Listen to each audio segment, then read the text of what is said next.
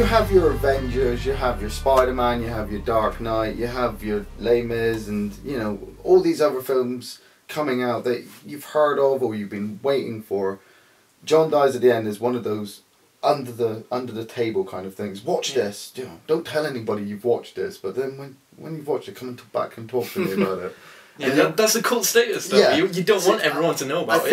I think it has a flair of perhaps Bill and Ted's Bogus Journey. Bill and Ted fights monsters. Maybe a bit of Donnie Darko. Buffy the Vampire Slayer, Supernatural. Yeah. It's the hapless buddy movie, isn't it? Yeah, it is. It's a brilliant comic book movie.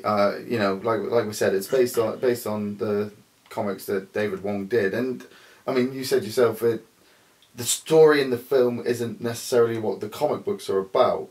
That's right. But you watch it and then you want to find out more. You want a sequel. You want. Well, I was. You want to learn this more. This film feels to me like it's the first of a series. Yes, absolutely. It is setting him up for the money train. Yeah. And unfortunately, it doesn't seem like it's going to get enough traction, enough popularity. People have to see this film, but that's the problem with cult films, is that they don't get the attention that they deserve until 10, 15 years down the line, and then they remake it and they make a prequel and they bring up. And the thing is, if a studio got hold of it to do this, they'd probably ruin it. They wouldn't have the they flair would that have Don the gives special it. effects. You know, they would have all the money to play with, and it would become. I hate to say, but it'd probably become soulless. It wouldn't have that flair or that chemistry that it has now. None of them looked like they were there for a paycheck. It looked like they were there to have fun because they really wanted to work on this project. Yeah, the main guys. I mean, well, all of the actors should be given a chance to star in other things. This film, you don't see them as the actors. You see them as the characters they're playing. I mean, Marconi himself is just a symbolic character now. He is one of the best lines I think I've ever heard in a film. And it's just. And he's got twins with him as well, which kept me interested. Yeah, I mean the two main guys. The horde of naked ladies. In the horde of naked ladies in the shed. I tried to pay attention in that scene, but all I could go, I was just looking. The most important plot lines of the movie are being addressed to the two guys, and they're looking around at all of these naked ladies. Yeah. And the camera just pans across a group of ladies, and it's just like, okay, you want us to pay attention? It's just. So, John, would you recommend? I would and I wouldn't. I'd recommend it to people that are out for a good fun, good laugh. If you're going for a group of mates, maybe a night in or whatever, watch film, don't think about it too much. I'd recommend it. I wouldn't recommend it to people that don't really want to think about the film. They just want to chill out, just watch a crappy film or whatever, or a good film. Yeah. And they just want to watch it and they don't want to think about it too much. But if you want to get invested in the film, if you want to have these questions asked and you want to think about the film after you've watched it, definitely. I feel this film is much like the soy sauce of the film. Once you've tasted it, there is no going back. You'll want other people, but it will have to choose them.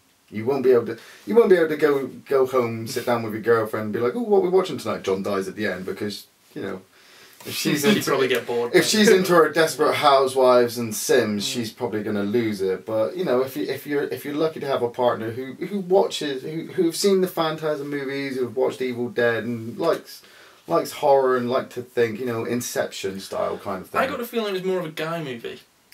Well, you can't really say that. I mean, I know you can't say that, but balanced. that's how I felt. Like I felt like this was a guy movie. There was a lot of physical jokes. There were a lot of guys out there who won't watch the film. The door. There were a lot of. That was amazing. By the way, that's my favourite scene in the whole penis? thing. The penis.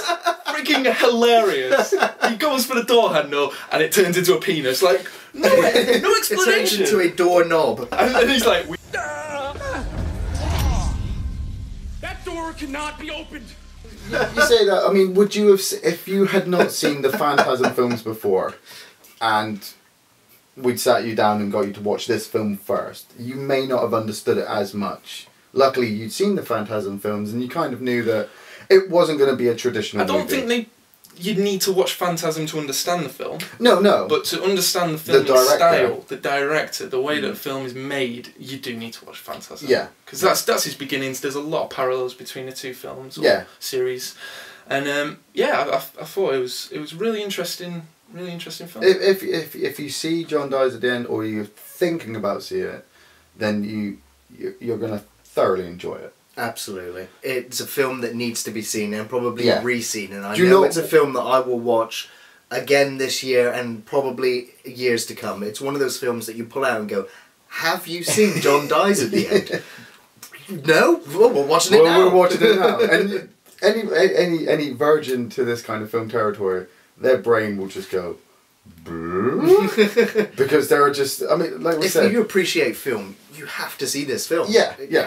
You have to understand. If you have knowledge behind film, you will see the problems in it. You know, the not so great budget. You know, some of the plot holes. There were plot holes. There was quite a few of them, but you've got to brush over them. You just go with it. You just take the ride with John and Dave all the way. Same as you took the ride with Bill and Ted in the phone booth. You know, just go with it. Just go with it until you get to the end.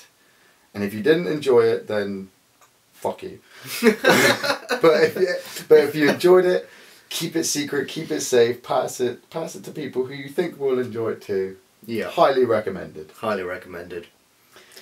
Recommended. I wouldn't go as strongly as you two, but I would recommend the film. Well, it's the way you perceive it though, isn't it? It is, yeah. Out of the corner of your eye.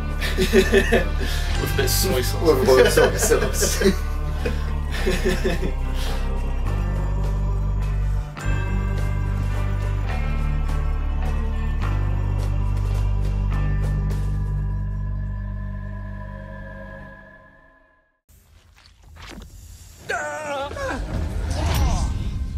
That door cannot be opened!